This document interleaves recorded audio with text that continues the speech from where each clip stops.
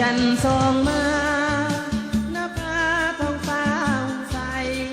เหมือนดังแสงทองเยืองไปนำแสงไป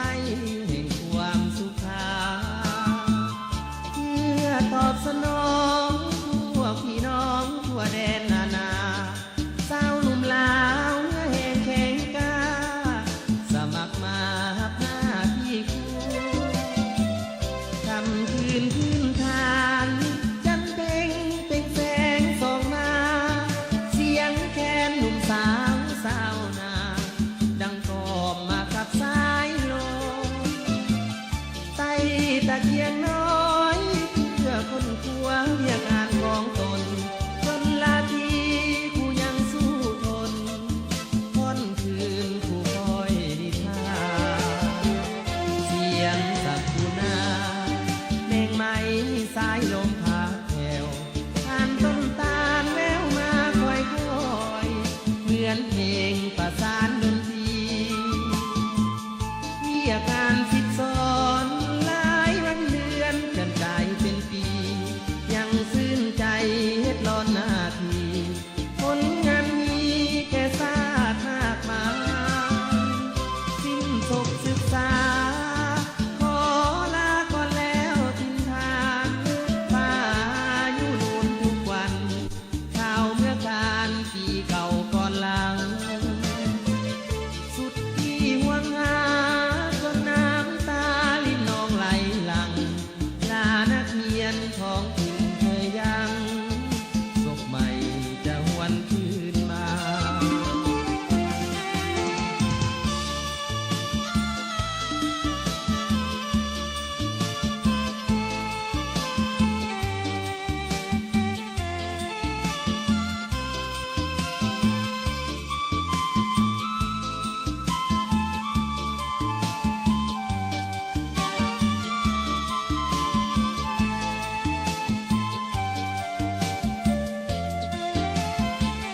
เสียงสักกุณาเพลงใหม่สายลมพัดแผ่วผ่านต้นตาลแล้วมาค่อย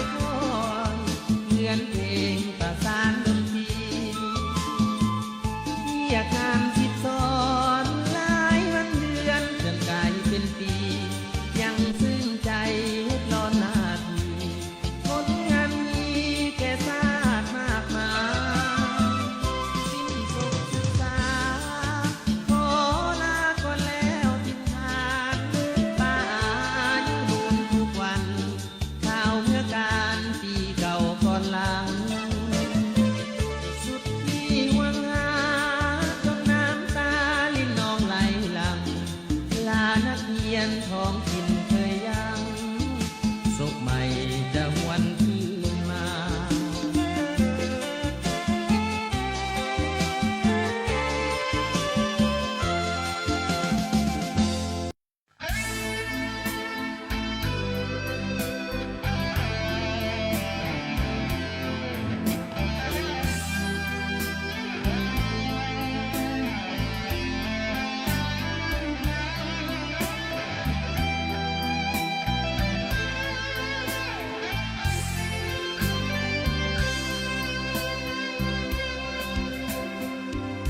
พื้นดินถิ่นนา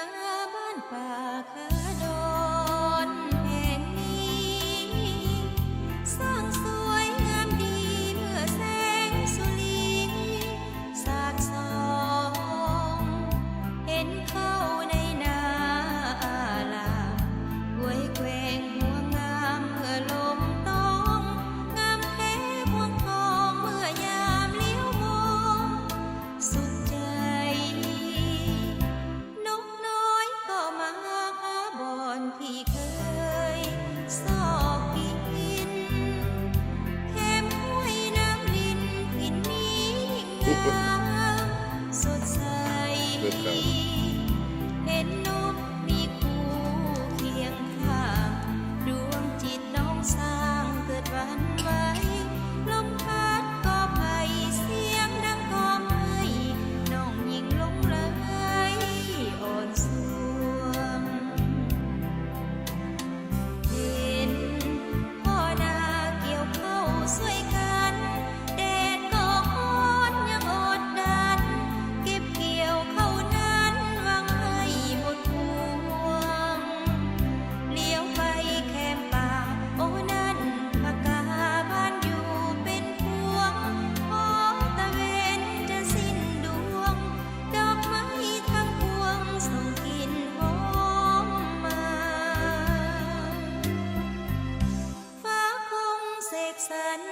แต่งบ้านนาแห่งนี้สร้างงามเกินปีข้านี้จะพันละนาพอถึงเขาจากใกล้จาก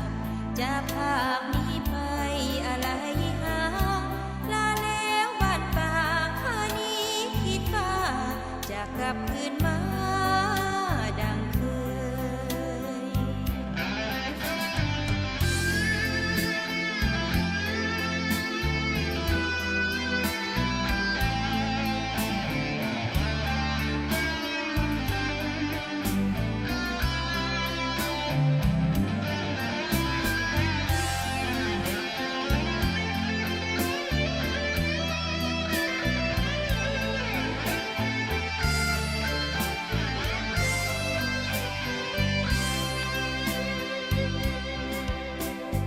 เห็น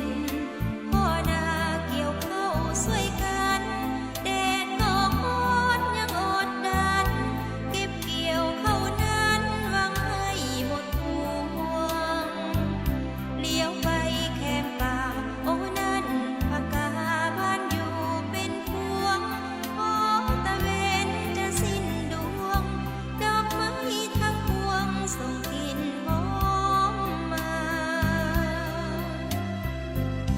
ฟ้าคงเสกสรรปั้นแต่